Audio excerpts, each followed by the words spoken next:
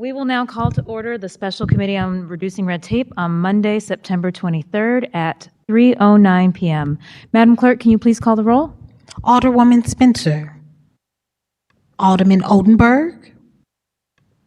Alderman Narayan.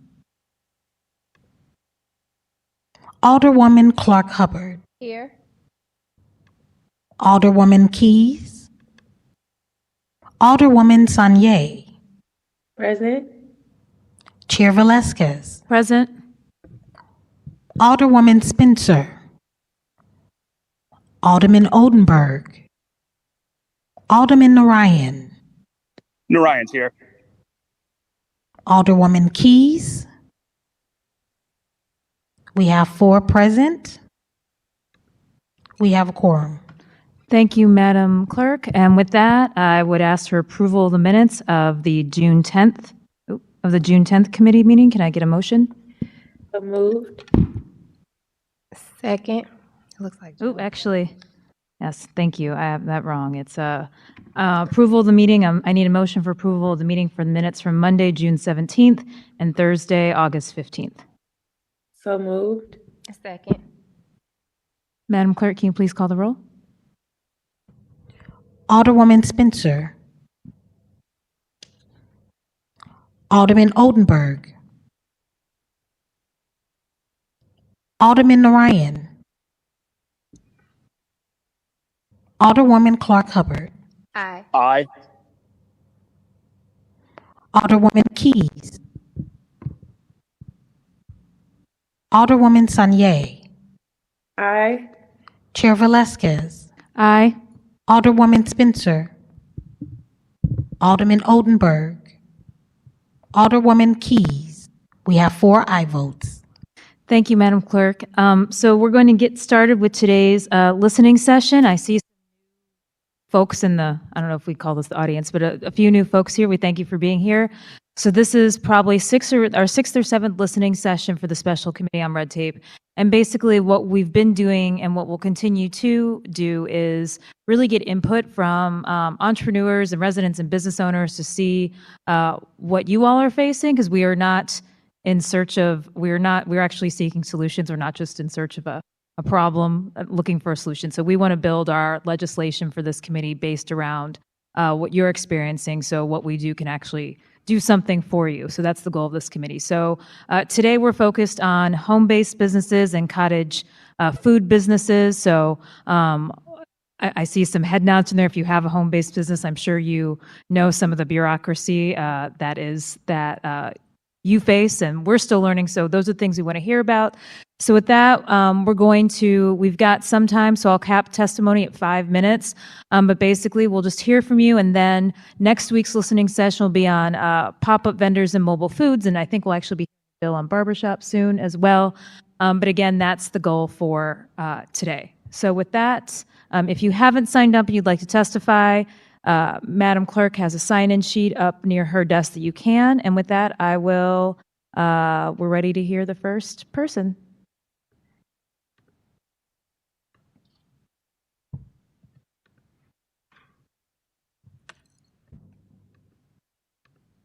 We have, I'm sorry if I mispronounce, Bakari Olatunji.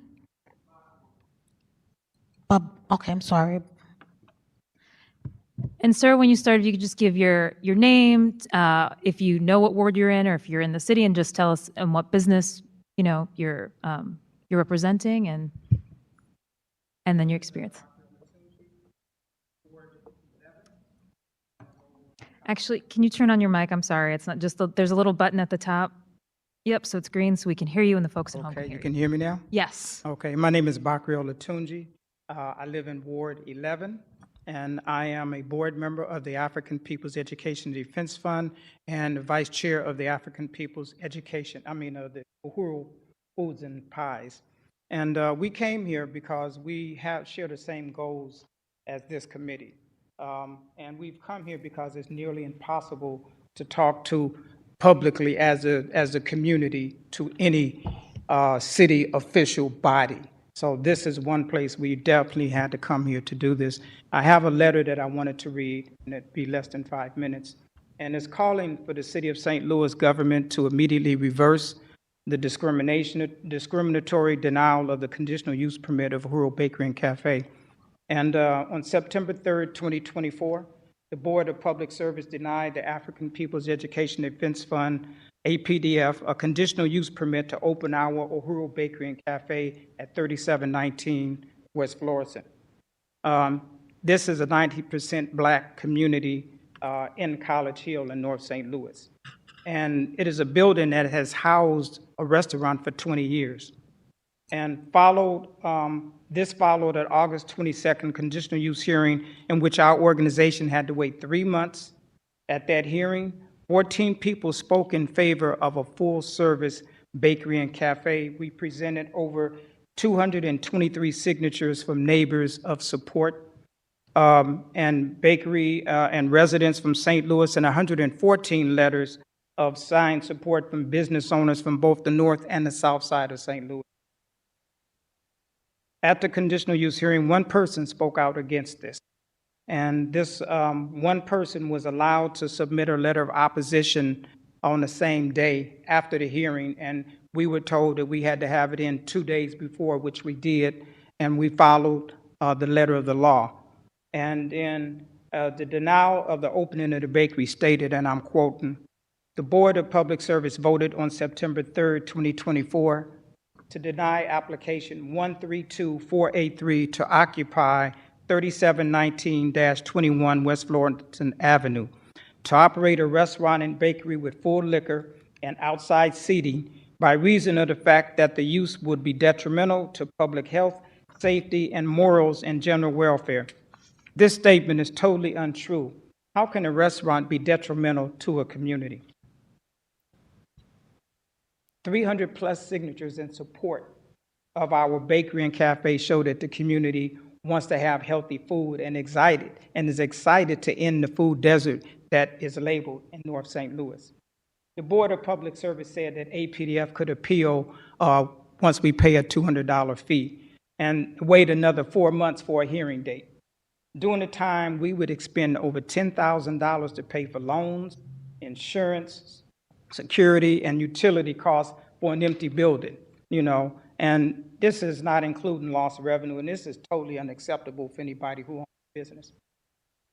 The white resident who submitted the lone statement of opposition to Uhuru Bakery and Cafe slandered our organization and outright lied and submitted plans for renovations about the nature of our nonprofit organization, which is well known and has a stellar reputation for building positive programs and institutions in the West Florissant corridor for the last 7 years.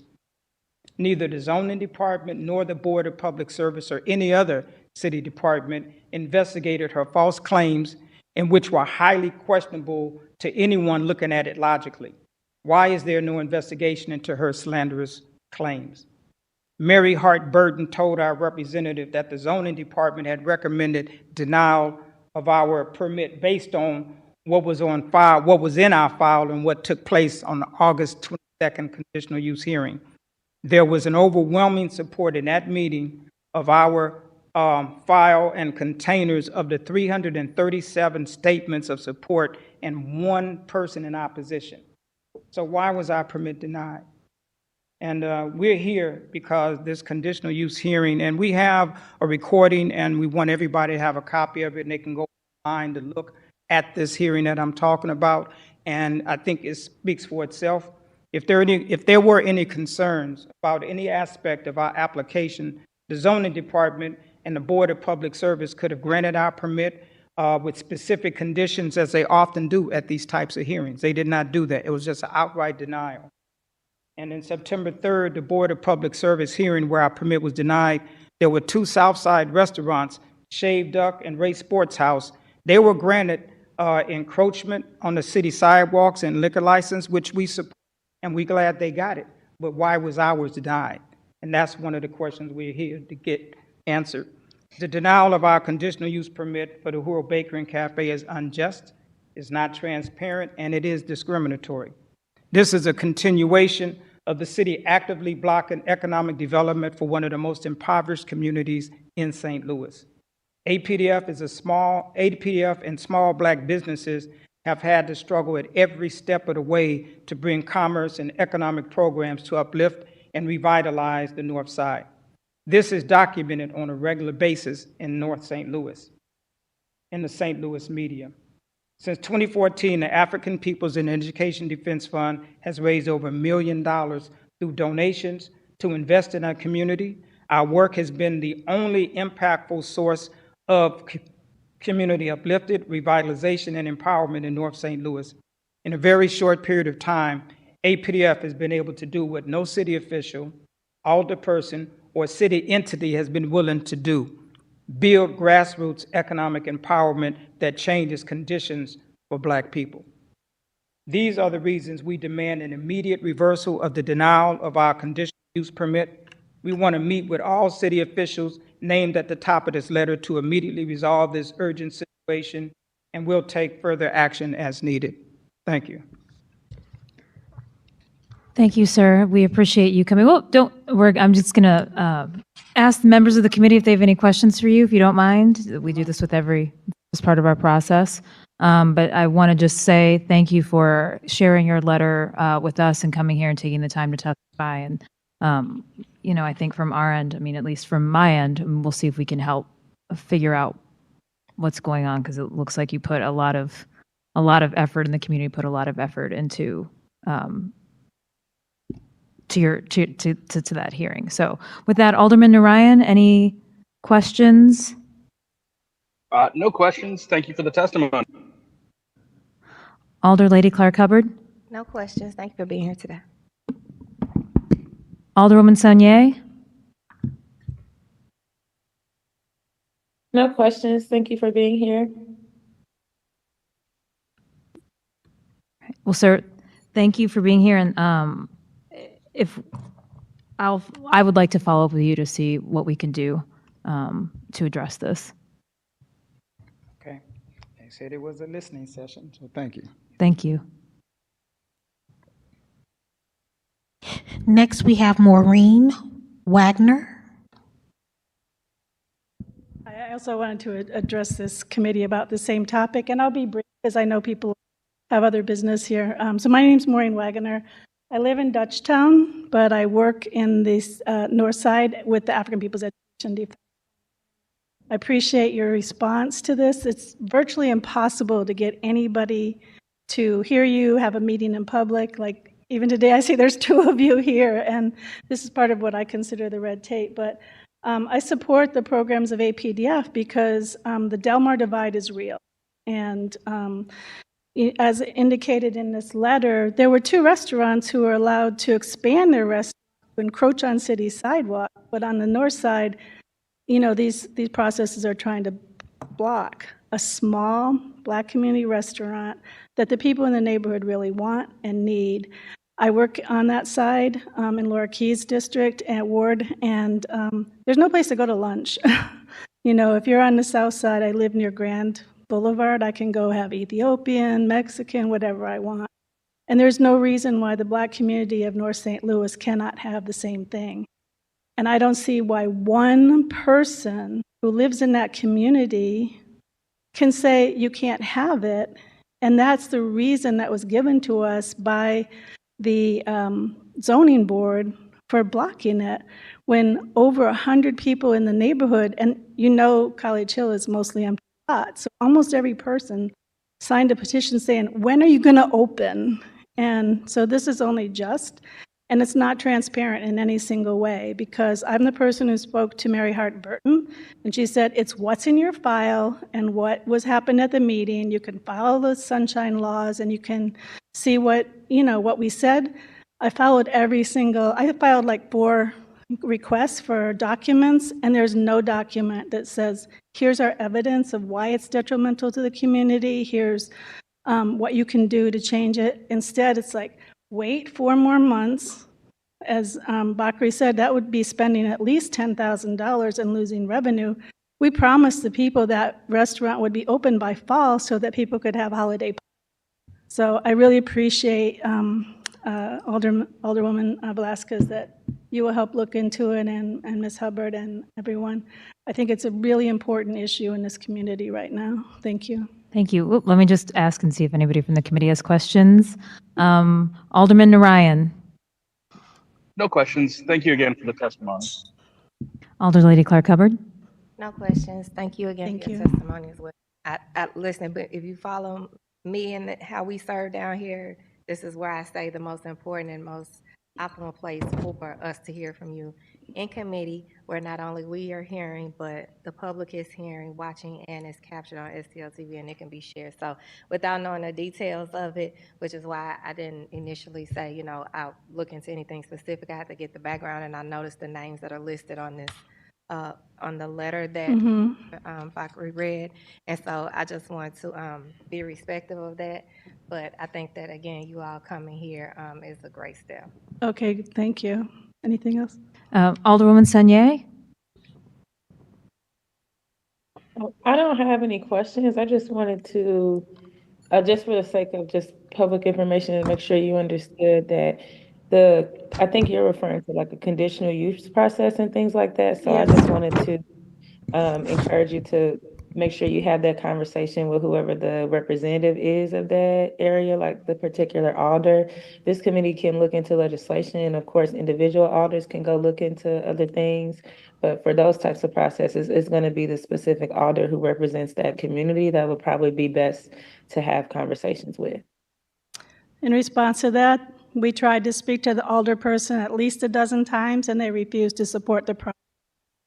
They did not file a letter against it, but that should not be enough to stop the community from having good food. Yes, Thank I you. understand. I don't know, no problem. I don't know any of the specific context. I just know that usually in the conditional use process, that's the process where you'll see residents and you'll see that alder be engaged. So I just want to make sure that I just wanted you to kind of understand the role of the committee as a whole and kind of what we do and don't engage in. That's actually very helpful, because in some ways that's a lot of the red tape, you know, as opposed to being rated on merit. You have to go through all these hoops and bounds and stuff. And one person, either alderperson or a city resident, can block a really legitimate project. So I think that's part of the red tape. But I appreciate you raising that, Ms. Saunier. Thank you, Alder Lady. No, I don't have any questions. I do want to echo that. And I think, you know, as we work through, you know, the legislative issues, but certainly I've had lots of conversations about there being lots of places for discretionary decisions, which ultimately, you know, have the ability to lend itself to bias, right? Yes. And we have a lot of those processes in the city that I think we need to work on and change and try and make some of them more process-oriented versus discretionary. But certainly that takes time. So I know that that's not an immediate fix, but I mean, I think we've all seen that sometimes that deters growth in the city, and that's problematic. So. Yes, because if there were specific things like, well, you could do this, but not that, as Bakri said, or you have to fix this in your plans or whatever, that can be addressed. Right, but So, you don't have anything to no. address, which is part of the problem. So Yes. we appreciate it. Thank you. Thank you. Next, we have someone online by the name of Ellen Hamlet. Hello there. Can you all hear me? We can hear you. If you just want to tell us your name and if you're in a ward, and obviously what business or organization you represent, and you have 5 minutes. Yes, absolutely. Thank you so much. Thank you, Chair Velazquez and members of the committee, for the opportunity to speak today on the importance of home-based businesses and what the city can do to make home-based entrepreneurship a more accessible option. My name is Ellen Hamlet, and I am an activism associate at the Institute for Justice, which, among other issues, works on home-based business laws across the country. Our initiative, Cities Work, partners with cities to increase access to entrepreneurship by reducing regulatory barriers and streamlining business licensing processes. You know, as you've heard so far, home-based businesses are the unseen backbone of the American economy.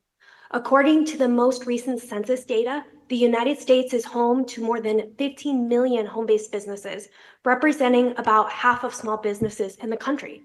In fact, home-based businesses make up about a quarter of small businesses that have employees, making home-based businesses a job generator and an economic engine.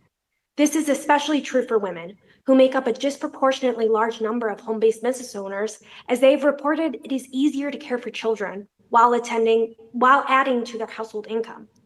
And this is especially true for cottage food producers, whose studies show many of whom are women of modest means with children living in rural areas.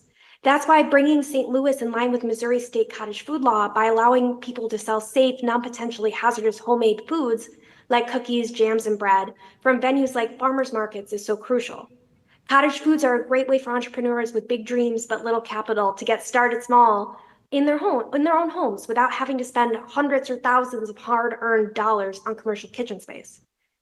And additionally, outside of the cottage food space, for non-traditional entrepreneurs, getting started from the home is a safe, non-capital intensive way to get their business off the ground and start earning income.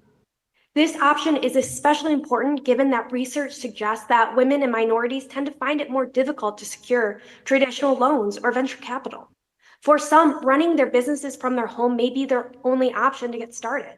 So we applaud the Special Committee on Reducing Red Tape for taking proactive steps to expand and clarify the home-based business law in St. Louis. By reducing red tape, you are creating opportunities for home-based businesses to thrive. So to ease the way for home-based entrepreneurs of all backgrounds in St. Louis, we recommend increasing the amount of allowed non-resident employees, allowing appointment-based client visits, and broadening the type of businesses that are permitted to be run from the home while still maintaining public health, public safety. So these small common sense changes will have a big impact on the lives of many St. Louis residents and therefore the St. Louis economy as a whole. So I am happy to answer any questions you might have, and I thank you for your time. Great, thank you, Ms. Hamlet. Alderman Narayan, questions? Yes, thank you. I'm just curious, are you here testifying with a specific entity, or is this just your feelings personally on it? Yeah, so I am with the Institute for Justice, specifically with our Initiative Cities work. Okay, cool. Thank you. And thank you for the testimony. I appreciated it. Thank you for your question. Alder Lady Clark Hubbard. No questions. Thank you for your testimony. Alderwoman Sunier. No questions. Nice to hear from you. Thank you. All right. Well, thank you, Chair. Thank you, Committee. Oh, I think I actually have a couple questions for you. I'm sorry. No, Forgive not me. at all. So just, I know you kind of went through them in your testimony. Can you summarize just real quickly again the changes that the Institute for Justice thinks would be is sort of best practices for cities like ours that we need to look at?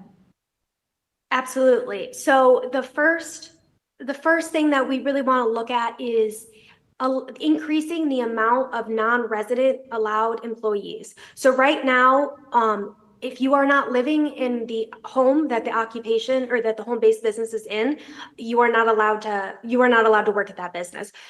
That is pretty atypical for most home-based businesses across the country, and we know that home-based businesses are an economic employment generator, right? So you want to make sure that businesses can employ other people. So I believe we are recommending that being changed to 3, because what you want to do is, we often hear things like, well, what if there's parking concerns, right?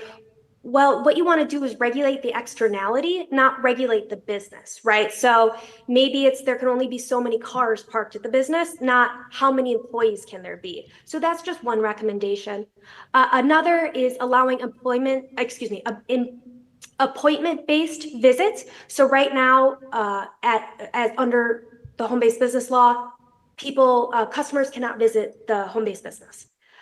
We recommend creating appointment-based businesses. So once again, it comes down to what if there's too much traffic. Once again, we recommend regulating the externality. If there's too many cars, if you're afraid that it's going to cause traffic, you want to deal with that issue, not treat all home-based businesses as the same with a one-size-fits-all rule. Thirdly, we are looking at the types of businesses that St. Louis residents are allowed to have. And we are looking at broadening the types of businesses. So there are a few businesses that need a conditional permit use. And those we think that those are pretty standard home-based businesses that typically don't need conditional permit uses or conditional use permits in other cities. So we recommend just adding those to the allowed businesses. Additionally, getting rid of the $100,000 sales cap. Great. And I think this is just an example, but for the folks out there, I think I heard a story that there was like a window washer in the city. There was that business and they had to go through the conditional use process. That may be a separate conversation, but things like that where even, window washers have to go through the conditional use permit process if they're operating a window washing business from their house, even though obviously it's not like they're washing their own windows, right? So yes, especially because contractors excuse me, Chair, I did not mean to cut you off, forgive me, but contractors can't have each home-based business, landscapers, those types of businesses where even if it's just one person, they can't have the business as their home address, right? They have to get a commercial space. That's true. So those are the things that we're looking at cutting red tape. So thank you. I don't have any other questions. Any other committee members have any other questions for Ms. Hamlet? Great. Thank you for your time. Thank you. That will be all. Is there anybody else who'd like to testify from the audience or from the, I'm looking at, do you want to say a few words, Mr. Nabian? It looks like we are not really involved in what.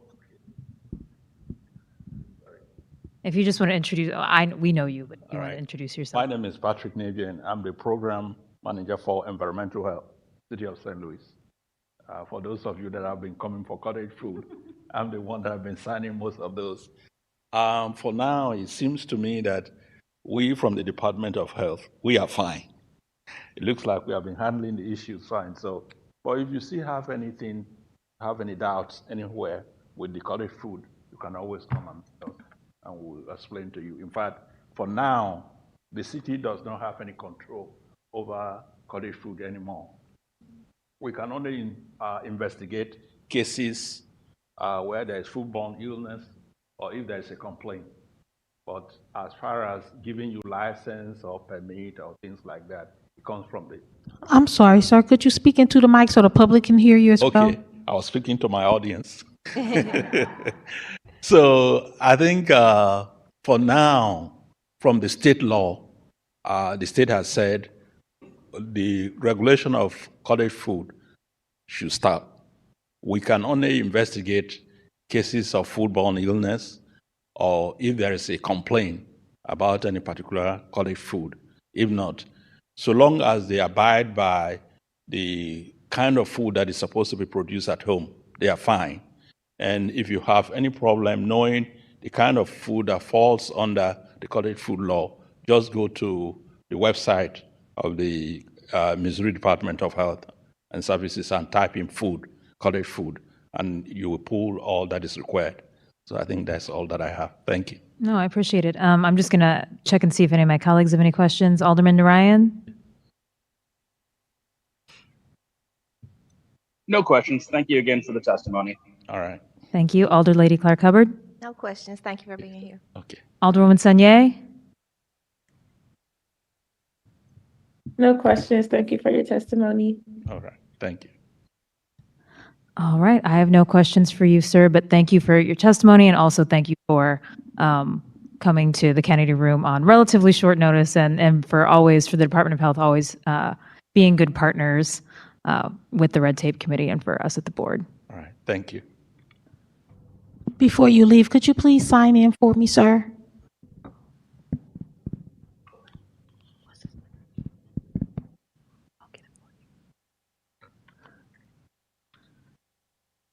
All right, well, seeing that we don't have any more testimony, no more testimony? One more?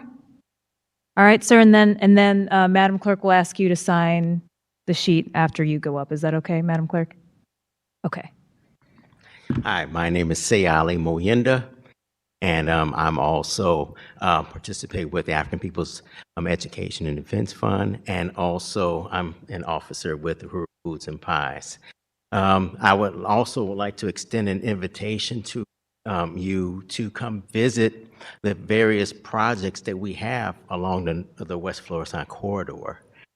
So that way you get a chance to see, where the resources have been spent and the beautiful projects that we have, our garden, our outdoor venue.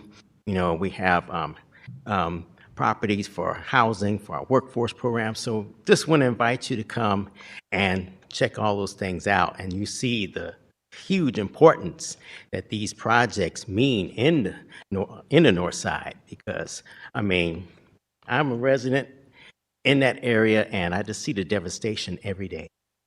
And we just want to overturn that devastation by bringing healthy food and real economic development to the community. We need it desperately, And so if you come out and check those projects out, you'll really see how important the work that we've been doing is. Thank you. Thank you. I'm going to just check and see if my colleagues have any questions for you before you leave the stand. Alderman Narayan? No question. Alder Lady Clark Hubbard? No questions. Thank you for being here.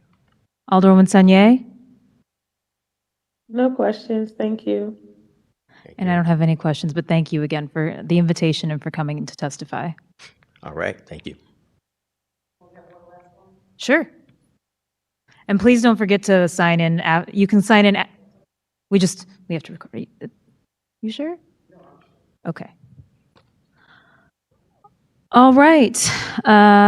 With that, I will excuse the alders who are not here today, but just for the committee's knowledge, from here on out, if I don't have notice of not being here, I will not excuse anymore.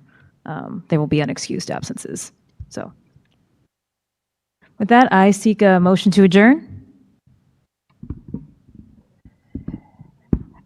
Can we make the announcement about next week? Because I wanted to see. Oh, yes, absolutely. Sorry. I was kind of just running through the thing. She's speeding up out of here. Let's take it back. Announcements. 2 announcements. Do we have any? So let me see. We have no board bills to review right now. Correct? Yeah. Any resolutions to review, Madam Clerk? We have none.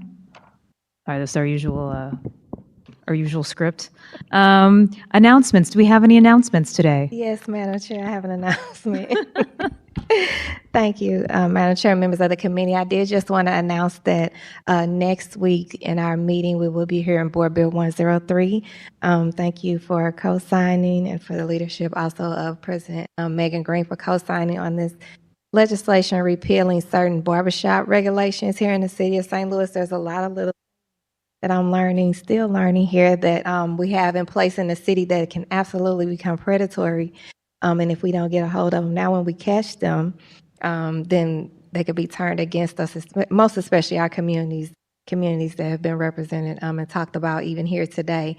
So I've been on the phone this weekend talking to barbershop owners to get their engagement and either have them come in person, which again, I talk about all the time, having people come speak in person or send written testimony. So if you're a barbershop owner, you're listening, I would love to connect with you to get more information on this and see how we can support you all in moving forward with this legislation. So I did just want to announce that I thank you for letting it be heard next Monday, and I'm looking forward to it. And thank you again for bringing it to our attention.